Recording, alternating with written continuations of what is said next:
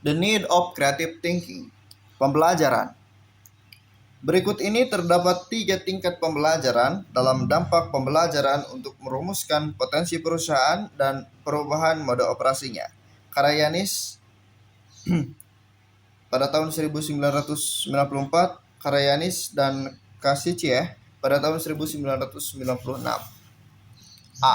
Pembelajaran fungsional atau functional learning. Dalam pembelajaran fungsional, akumulasi pengalaman dan pembelajaran berlangsung dengan mempelajari hal-hal baru. Karayanis pada tahun 1994.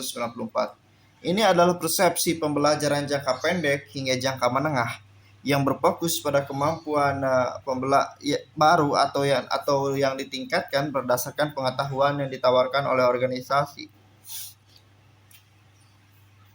Jenis pembelajaran ini memberikan kontribusi untuk mengelola kapasitas organisasi dasar. Prahalad dan Hamel pada tahun 1990, strategi persaingan Porter pada tahun 1991, dan alokasi sumber daya Andrews dan kawan-kawan pada tahun 1965. B. Pembelajaran taktis atau tactical learning. Dalam pembelajaran taktis akan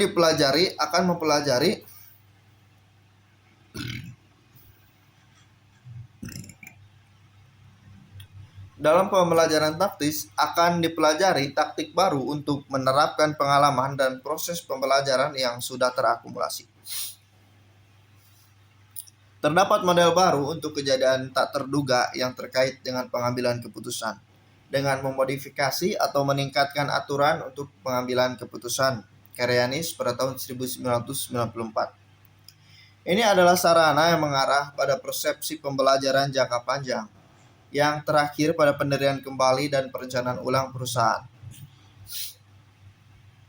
Pembelajaran taktis memfasilitasi perusahaan dalam mengeksplorasi peluang baru bagi organisasi dengan cara yang lebih efektif dan berkinerja, dan untuk memperkuat atau menghubungkan kapasitas dasar yang sudah ada, menciptakan konsep inovatif untuk keunggulan yang lebih kompetitif.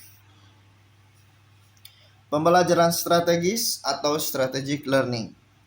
Dengan pembelajaran strategis, kita dapat mengembangkan dan mempelajari internalisasi dan kelembagaan pandangan baru yang berkaitan dengan lingkungan fungsional perusahaan organisasi atau pandangan dunia.